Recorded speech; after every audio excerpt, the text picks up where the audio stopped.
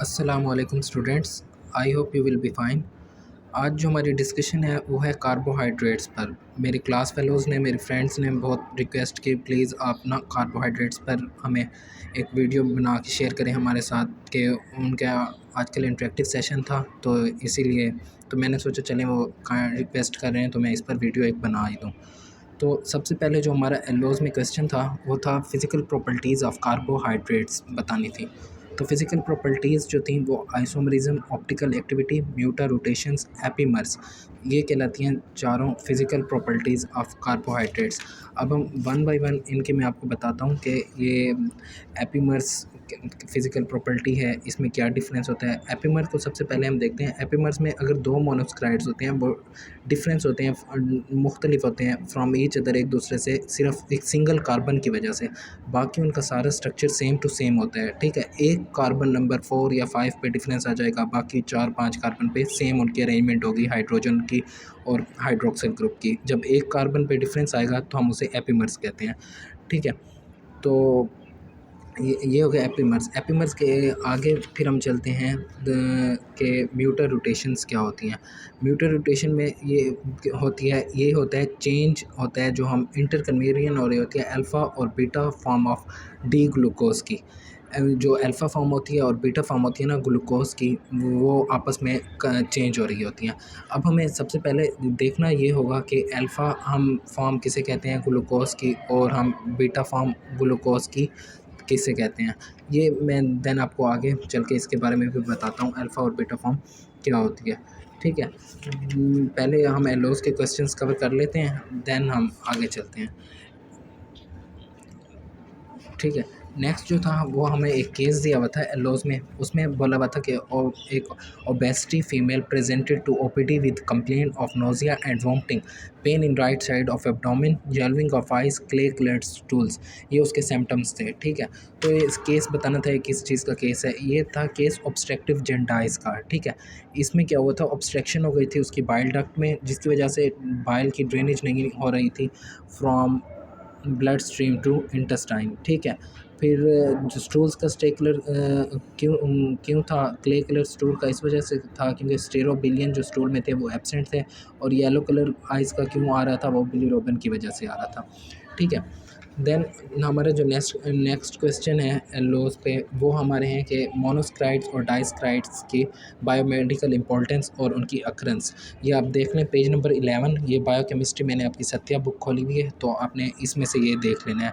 ये अक्रेंस लिखी हुई है, मतलब ट्रायोसिस, टेट्रोसिस, पेंटोसिस, हेक्सोसिस और हेप्टोसिस। मोनोस्क्राइड्स दो चीज़ों पर हम मोनोस्क्राइड की क्लासिफिकेशन करते हैं, पहली नंबर ऑफ कार्बन एटम्स पर, दूसरी नंबर ऑफ फंक्शनल ग्रुप। अगर नंबर ऑफ कार्बन एटम पे करें तो वही होता है ट्रायोसिस अगर 3 कार्बन होंगे, टेट्रोसिस 4 कार्बन, पेंटोसिस 5, हेक्सोसिस 6, हेप्टोसिस 7, और ये इनकी बायोमेडिकल इंपॉर्टेंस आप यहाँ से पढ़ लीजिएगा। अगर हम फंक्शनल ग्रुप की क्लासिफिकेशन करें तो उसमें अगर हम देखेंगे फंक्शनल ग्रुप अगर अल्डिहाइड है तो हम उसे अल्डोसिस कहते हैं, अगर फंक्शनल ग्रुप कीटो है तो हम उसे कीटोसिस कहते हैं उस मोनोस्क्राइड को। और जो डाइस्क्राइड्स थी, डाइस्क्राइड की अक्रेंस और हम बायोमेडिकल इंपॉर्टेंस देखनी थी, तो डाइस्क्राइड्स में सक्रोज, लैक्टोज और माल्टोज आते थे, तो इनकी ये हम अक्रेंस थे और ये इनकी बायोमेडिकल इंपॉर्टेंस है, आप ये यहाँ से रीड कर लीजिएगा, ठीक है। देन हम आगे नेक्स्ट चलते हैं। हमारे जो क्वेश्चन आए थे बेसिकली, जो जिन बच्चों को मुश्किल हो रही थी उनको ढूंढने में, वो ये था कि वो पूछ रहे थे कि शुगर अल्कोहल क्या होता है।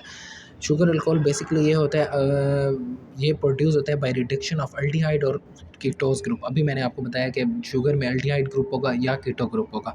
अगर हम कीटो ग्रुप या अल्डिहाइड ग्रुप की रिडक्शन करवाएंगे तो उससे ना वो शुगर अल्कोहल बन जाएगा।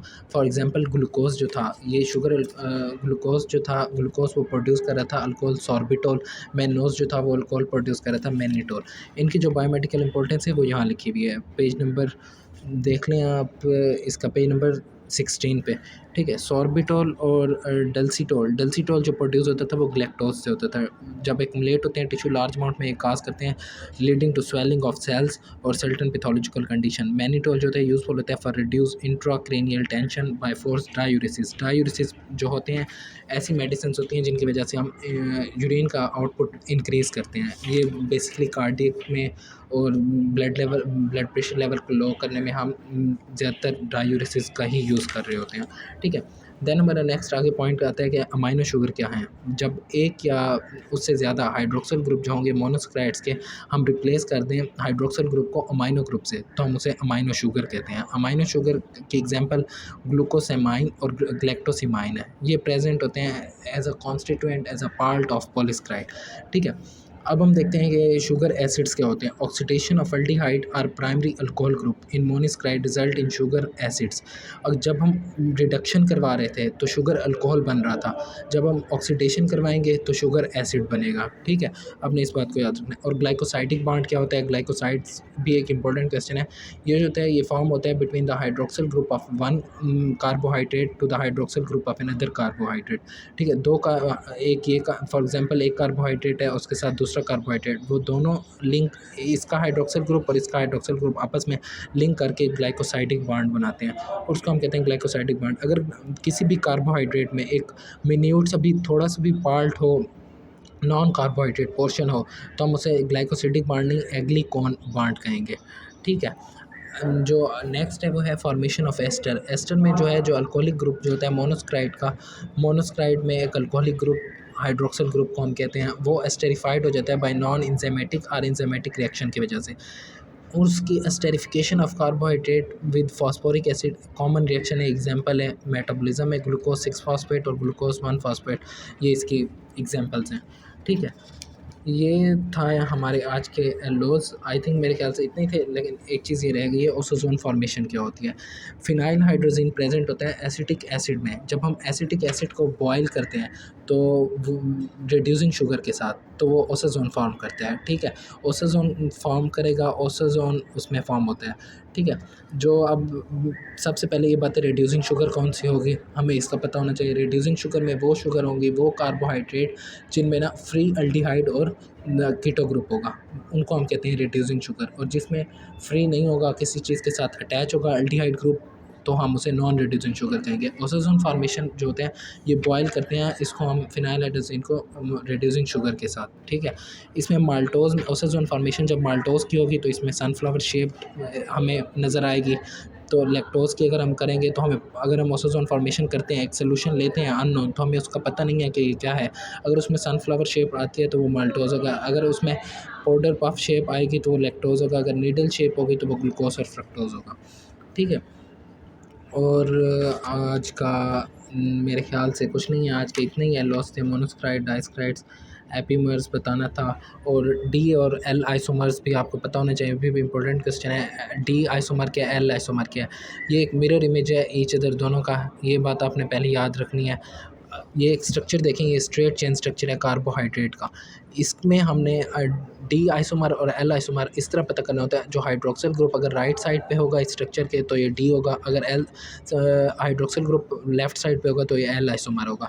ये हाइड्रोक्सिल ग्रुप हमने सिर्फ कार्बन नंबर 5 का देखना होता है। कार्बन नंबर 5 का पे जो हाइड्रोक्सिल ग्रुप अटैच हुआ है वो लेफ़्ट साइड पे है या राइट साइड पे है। ठीक है, थैंक यू सो मच। आज की हमारी वीडियो यहीं तक ही थी, मिलते हैं नेक्स्ट वीडियो में। अल्लाह हाफ़िज़।